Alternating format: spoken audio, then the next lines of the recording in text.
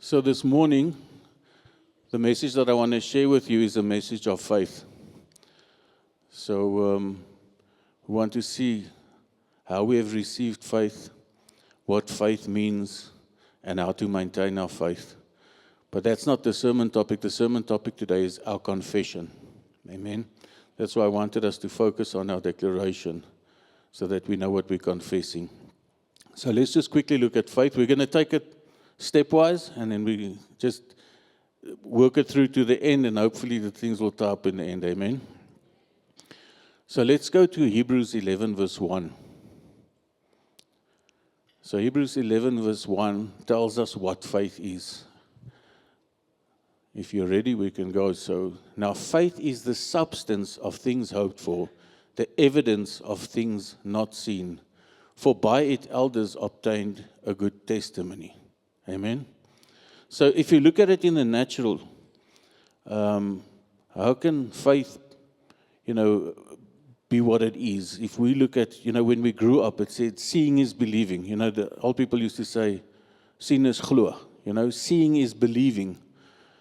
But it's contrary to the spiritual blessing of faith. Amen. So if you look at faith, it's definitely not based on feeling. Faith is not a feeling.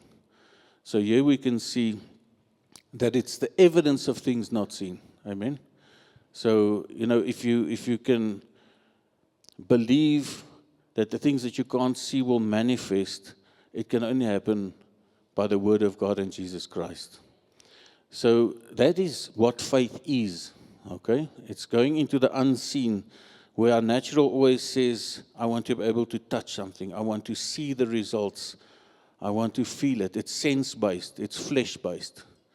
But faith works differently. Faith believes before the breakthrough comes. Faith believes before the healing comes. And it's because of that faith that you have that the healing can come through Jesus Christ. Amen. The next scripture we want to look at is how we get our faith. So we're going to go to Romans 12:3. So sometimes we see people saying, they declare, I don't have faith, I don't have faith. If you look at the Word of God actually says all of us have faith. So there's no reason for us to doubt our faith. We must doubt our doubts, we mustn't doubt our faith. Amen. So let's look what the scripture says. Romans 12:3 says, For I say, through the grace given to me, to everyone who is among you, not to think of themselves more highly than you ought to think, but to think soberly, as God has dealt to each one a measure of faith. Each one of us got a measure of faith. Amen. So firstly, we understand what faith is. Now we know that we've got a measure of faith. The question is now, what do we do with that measure of faith that we've got? Is it big enough? Is it small enough? That's the thing that we always think about is, do I have enough faith to see this thing through? The fact of the matter is we need to have faith in God, not faith in our faith. Amen. So we need to have faith in God, who is the author, the finisher, the perfecter of our faith. So if we have faith placed in the Lord Jesus Christ, you never have to worry about whether you're good enough, because your faith is in God and not your own abilities. Amen. All right, so Romans 10:17 says, so then faith comes by hearing, and hearing by the word of God. So if you feel that your faith is a little bit on the low side, just hear more of the word of God. And oftentimes when we get distracted, work things, life things, things happen to us, we often feel that you don't spend enough time in the word. You have to sharpen the knife all the time, and sharpen the axe. You need to spend time in the Word of God that you can fill your hearts with the right thing. Amen. So if you fill your hearts with the right thing, you will be in a much better position than filling it with things of the world. If we look at social media today, and I'm using it as an example, I use social media myself. I'm not against it. It's just, if there's abnormal use, it's an issue. But if you look at how social media works, it works on algorithms. It's very smartly designed, to whatever you like to see is what they feed you. Amen. And our hearts resembles that quite a bit. What you put into your heart and what you fill your heart with will overflow out of your mouth. It will overflow out of your life. Amen. So let's just see it. So it says faith comes by hearing, and hearing by the word of God. So if you want to increase your faith, spend more time with God, spend more time in the Bible. So we know that if you have to replace the dark things in your heart, so there's the heart is a bad thing. The word of God says the heart is deceitful above all things. Amen. So we have to fill our hearts with the right things. So moving on from faith, we now have to say, okay, what happens next? Now I feel I've got the faith. I'm spending time with the Word of God. I believe that the Lord Jesus, or God gave me faith before I even got born again. When I hated Him most, He gave me faith. I've got all of this now, but what do I do with the faith? I build up my faith in the Most High God. But now when I hit work, someone asks me something, I say, we'll never make it. We're not going to do it. We'll never make the deadlines. We'll never achieve this target. We'll never this, never that. And guess what? You don't achieve your targets because you're not living your faith. So for your confession to be successful, it needs your heart's full agreement. So what's in your faith must come out. What's in your faith and in your heart must come out of your mouth as well. So you must see it, you must believe it, and then speak it. You mustn't just run off on a tangent and let the things of the world, get to you. So if you look at creation, Jesus himself, created by faith and by word.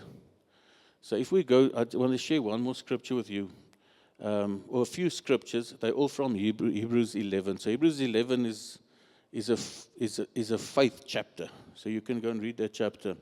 But I just want to show you when people exercise faith, what can happen. And you all know these stories. So I'm just going to quickly go through them. I'm not going to read all the scriptures. But by faith, Abel offered to God a more excellent sacrifice than Cain. Amen. By faith. Not by his own ability, but by faith. By faith, Enoch was taken away, and he did not see death. By faith, Noah built the ark. Remember when Noah built the ark, they said that it hadn't rained on earth. So, people couldn't comprehend, why would you make an ark for a flood? What flood? What will bring the flood? They couldn't even comprehend rain, let alone comprehend a flood. And when Noah built the ark, people laughed at him. What are you doing? Are you crazy? The man's crazy. Look at this monstrosity that he's building here. But by faith he built it. By faith, Abraham went into the promised land. By faith, not by his own ability. By faith, Sarah herself also received strength to conceive seed, and she bore a child. So, what situation are you in at the moment? What situation are you in that you feel is bigger than your faith? And if it's bigger than your faith, who is rooted in God, are you declaring that your situation is bigger than God? Think about it. So, without faith, it's impossible to please God. We cannot, everything the Word of God says, everything that is not done by faith is sin. So, irrespective of your feelings, we said faith is not a feeling, irrespective of your feelings, just know that your actions must be rooted in faith. Otherwise, it's sin. So yes, our confession is important. What are you confessing over your situation? So we're saying that for your confession to have power, must be in full agreement with your heart. Amen. Now we know we fill our heart with the word of Christ. Now we're going to start confessing the good things. So check that algorithm. Fill your heart with the right thing. It says Jeremiah 17 verse 9. The heart is deceitful above all things and desperately wicked. Who can know it? So more reason for us to impart the word of God into our hearts. Amen. So let's go to Luke 6 verse 45 and see what happens if the treasure of your heart is set in a certain way. It says there, a good man out of the good treasure of his heart brings forth good, and an evil man out of the evil treasure of his heart brings forth evil. For out of the abundance of the heart his mouth speaks. Amen. Start filling your heart with the Word of God, that whatever comes out is Christ-filled. Amen. It's not feelings, it's not emotions, it's not your intelligence. Amen. So if you look at the declaration that we just declared, that entire declaration, Pastor developed in 20, he wrote it in 2000 and, now I must think, now it's 20 years ago, 2006. Amen. So I had to think now, but I know it was 20 years ago, 2006. And many people sitting here have been here 5, 10, 15, 20 years or more. We've been declaring this over ourselves. And if we understand that that entire declaration is actually a declaration from the Word of God. I'm going to give you the first two sentences that we declare, just to show you what it is. In Romans 8, verse 19, it says, "For the earnest expectation of the creation eagerly awaits for the revealing of the sons of God." So I'm a son of God revealed. Amen. I'm blessed with every blessing in Christ Jesus. So that's why this declaration and what you declare over your life will change your life forever. So the question we'd like to ask you today is, and Pastor asked us many times, he asked us this question. He said, are you living the life that you're confessing? Because we know what power lies in our mouths. So if you're living the life that you're confessing, why are you complaining? Why are you murmuring? Because you've got the ability, you've got the power, you've got the authority from God to speak life or speak death. Amen. So if you're living the life that you're confessing, you shouldn't be complaining because you're confessing it over yourself. So if your life is not going the way that it should, or there's places, and all of us have places where we can always improve and do better, in that case, just change your confession. So let's change our confession and see and measure what happens in our lives. Amen. So 2 Corinthians 4:13 says, "And since we have the same spirit of faith, according to what is written, I believed and therefore I spoke. We also believe and therefore speak." So, the Lord died on the cross so that we can receive the Holy Spirit. It's one of the benefits. We got the Holy Spirit. Sometimes when you say something, you immediately know, I wasn't supposed to say that. Or before you say something, you're in a crowd and you're tempted to also give your opinion about someone. You just randomly open your mouth and you say something bad. Because there's still a few places in your heart where you need to fill with blessing and not cursing. You have to fill with love and not hatred or offense. Amen. So, yes, we have to declare what we believe about God. Our declaration in a time of challenge tells us what we believe about the Lord Jesus. So if you're saying the situation is going to get me, I'm the tail. No, you're not the tail. We often declare at prayer meetings, I'm the head, I'm not the tail. I'm going over, I'm not going under. Defeat and failure are things of the past. I'm walking with the Lord. Amen. That's a declaration because I am the head, because the Bible says I'm the head. It's not opinion, and no one with his opinion can tell me I'm the tail. The situation cannot tell me I'm the tail, because God says I'm the head, and if God says I'm the head, irrespective of what I can see, hear, or feel, or what people think. Amen. That's why it's so important to focus on the positive things. We can look at a situation. If you look at, when the people had to go and scout out the promised land. Only a few people came back and said, we can do this. The rest came and said, you must see the giants. Oh, those big giants. The positive people saw the size of the grapes. The others saw the size of the giants. So all you have to do is just quickly kill the giant and they eat those massive grapes, So there's always upside. Amen. But you can only do that with the Word of God and by God's backing and having faith in the Lord Jesus Christ, His Word, His promises, what He's told us to do and how to do it. So Proverbs 18, verse 21.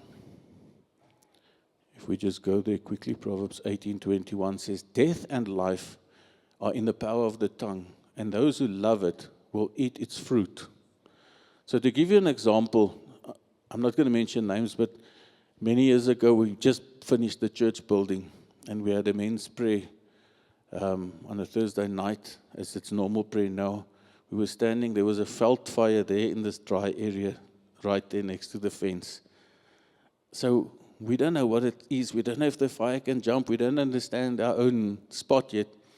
And this fire goes and goes, and I know a lot of us were just standing there by the stairs, and we were just praying, Lord, turn the wind if you have to turn the wind. Let the fire, we were standing in faith, standing in the gap. We wanted to have this fire dead.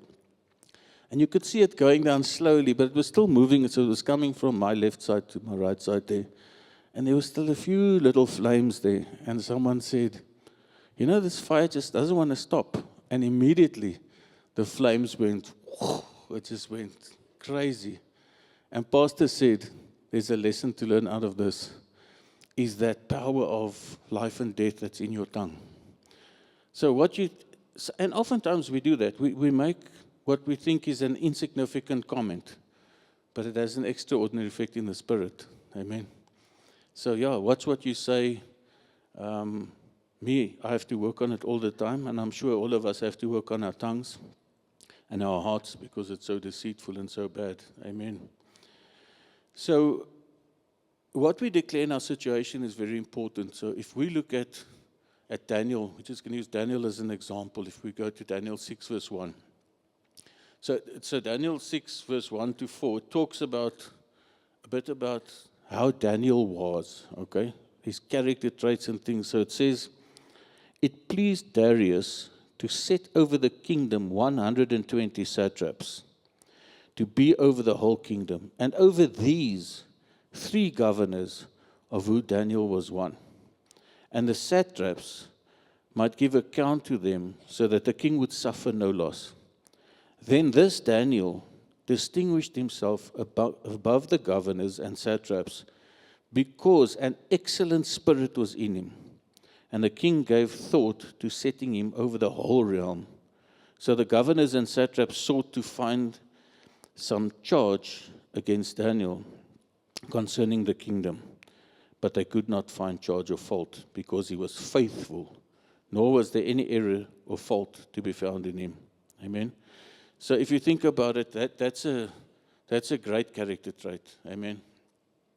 If someone can't find fault, I'm not sure how many of you will pass that test, but I won't for sure. But by the grace of God and by his beliefs in the Lord Jesus Christ and what he believed about God, he could stand firm. And if your enemy looks inward and can't find fault in you, then you must know God is living with you. Amen.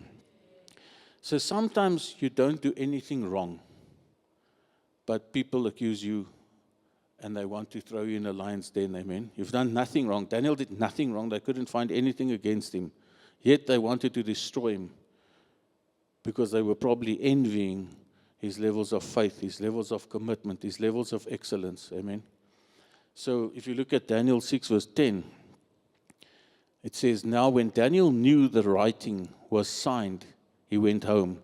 And in his upper room, with his window open toward Jerusalem, he knelt down on his knees 3 times that day and prayed and gave thanks before God, as was his custom since early days. It was his custom, which means it's what he did every day. Pastor always teaches us, he says, godly men have godly habits. Bad company corrupts good morals. No matter what you do, there's some spiritual principles in our lives. Spiritual principles like bringing your tithe, like honoring your marriage, like the Holy Communion. There's certain things that are holy, certain things that are spiritually protected. And it's one of these things. Daniel he was a godly man with godly habits. If Daniel had to now go and get a panic attack, or, start freaking out, like nowadays everyone freaks out and has panic attacks and everyone gets super sensitive. But if Daniel had to do that, imagine, what would have happened, what could have happened. He would have been devoured by the lions. So, he stuck to his plan, he stuck to his formula, he stuck to his faith in God. He didn't waver. Amen. So, I want to take you to Genesis 1 verse 3 quickly. Just want to show you when God speaks, what can happen. So Pastor mentioned this last week in the sermon as well. He mentioned this verse, Genesis 1 verse 3. It says, then God said, let there be light, and there was light. God said, if you look at the rest of the creation, from verse 4 onwards, it keeps saying, and God said, let something be, and it was good, and it was good, and it was good. So when God talks, the result is, it will be good, it will be good. Amen. So before verse 3, verse 1, it says, God created the heavens and the earth. Amen. So then it was dark. Darkness was on the earth. Now, Pastor taught us before that he said he believes that, and many other men of God believe that could have coincided with the time that Satan was chased out of heaven. And he was hovering on the earth, and that's what brought darkness. Amen. But then God brought a solution by His word, by His confession, by His faith. He said, let there be light. And darkness cannot comprehend light. Have you tried in the sunlight outside to take a little bit of dark into it? You can't. You can't take a piece of dark or a thing that says, I'm going to shine darkness into light. That doesn't work. But where there's darkness, you can bring light in. Light expels darkness. Amen. So no matter what you do, when you start filling your hearts with light and life, your speech will say, there's light, there's life. I'll look at the situation, I'll see the writing has been signed. They're going to throw me in the lion's den. That's fine. Shadrach, Meshach, and Abednego threw them in the fiery furnace. There was a fourth in the fire. Amen. And we know who that is. So no matter what your situation, remember God Himself is a majority. God is a majority. So if you are sitting in a situation and you're linked up with God, by default, you're a majority with God. Amen. So just in closing, a real closing, is I'm not as well as the others to close more than once, but so from today onwards, go and see what it is. You know what it is in your heart that needs change. Go and see what it is. Trust God to help you bring about that change. So go fill your heart with the things of the Lord and the things of the kingdom so that your confession can change. So what dawned upon me this morning while I was going through, praying, God help me. It just said, you know what? I've given you my word. I've given you the recipe in my word. I've even given you the faith. And I've given you the word to back up your faith. I tell you that the heart is deceitful. I tell you that life and death is in the power of the tongue.